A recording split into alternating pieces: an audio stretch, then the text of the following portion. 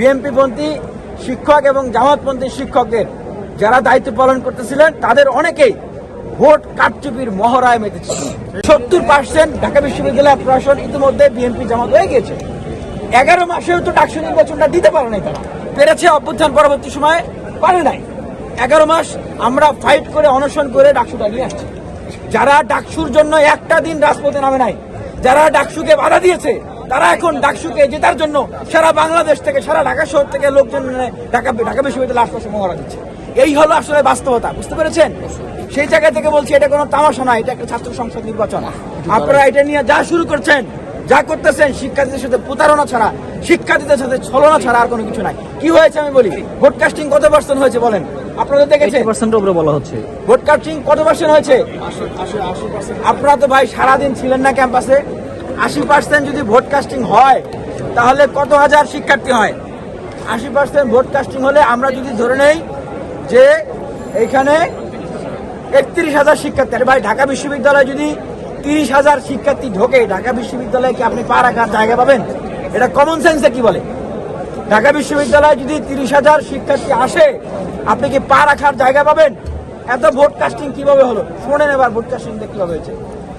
ঢাকায় প্রথমে কি বলা হয়েছে সকালে, যে কাউকে ভোট কেন্দ্রে ঢুকতে দেওয়া হবে না। এখন ভাই বিশ্ববিদ্যালয়ে যে প্রশাসন বিভিন্ন ভোট কেন্দ্রে যাদেরকে নিয়োগ করা হয়েছে, সেখানে কি আমার দলের কেউ আছে? বলেন, আমার দলের কেউ নাই ভাই। স্বতন্ত্র প্রার্থী যারা, ছোট ছোট প্যানেল যারা, তাদের কি কেউ আছে বিশ্ববিদ্যালয়ের প্রশাসনে? কোনো শিক্ষক আছে তাদের সমর্থিত? নাই কিন্তু। সুতরাং আপনি যখন এটা বলবেন যে কেউ ভিতরে ঢুকতে পারবে না, তার মানে কি যাদের ভিতরে শিক্ষক কর্মকর্তা নাই তারা কিন্তু অসহায় হয়ে গেল। যাদের কর্মকর্তা সেখানে আছেন, যাদের দলীয় শিক্ষকরা সেখানে দায়িত্ব পালন করতেছেন, ভাই তারা গেলেই কি না গেলেই কি? তারপরেও আমরা দেখেছি তারা কিন্তু সকল নিয়ম কানুন ভঙ্গ করে চলে গেছে, বা নিয়ম ছিল প্রার্থীরা যেতে পারবে, তারা গিয়েছে, আমাদেরকে যেতে দেওয়া হয় নাই। কেন যেতে দেওয়া হলো না? এবার দেখেছেন তো, যেতে দেওয়া হয়নি এই জন্যই, কারণ এইখানে যেটা হয়েছে, বিএনপিপন্থী শিক্ষক এবং জামাতপন্থী শিক্ষকদের যারা দায়িত্ব পালন করতেছিলেন তাদের অনেকেই ভোট কারচুপির মহড়ায় মেতেছিল। ভোট কারচুপির প্রতিযোগিতা, নোংরা প্রতিযোগিতা তারা করেছে। করার কারণে আজকে দেখেন প্রায় এখন 80%-এর মতো বলে ভোট কাস্ট হয়ে গেছে। এখন কেউ কাউকে মানতেছে না।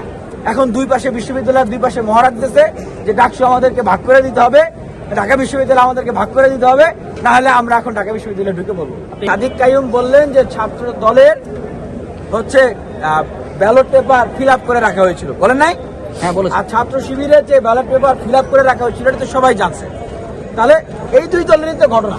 দেখেন তো, আমি আপনাদেরকে একটা খুবই শান্ত মাথায় একটা প্রশ্ন করি, ঢাকা বিশ্ববিদ্যালয়ের শিক্ষার্থী, সমগ্র বাংলাদেশের মানুষকে একটা শান্ত মাথায় প্রশ্ন করি, এই যে ক্যাচাল, এই যে মহড়া, এই যে আধিপত্য বিস্তার, এই যে হেজমনি, কোন দুইটা দলকে কেন্দ্র করে? জামাত আর বিএনপি, ছাত্র শিবির আর ছাত্র দল। বাকি তো মাঝখানে আর কেউ নেই, সব তো নাই হয়ে গেছে। আপনারা বুঝতেছেন না যে কি হয়েছে? তো আসলে ছাত্র সংসদ নির্বাচনের যে মূল্যবোধের জায়গাটা ছিল, ছাত্র সংসদ নির্বাচনের ভিতর দিয়ে আমরা আসলে যেটা পেতে চাচ্ছিলাম, হিতে এখন সেটা বিপরীতের মতো একটা অবস্থা হয়ে গেছে। এখন ছাত্র সংসদ নির্বাচন চেয়ে এখন মনে হয়েছে যে আমরা ভুল করছি। এখন মনে হয় আমরা বিপদে পড়ে গেছি, যে কখন এই দুইটা দলের নেতাকর্মীরা বিশ্ববিদ্যালয়ে ঢুকে পড়বে, বিশ্ববিদ্যালয়ে ঢুকে এখন পাল্টাপাল্টি মারামারি কেওয়া শুরু করে দেবে, আর আমরা অবশ্যই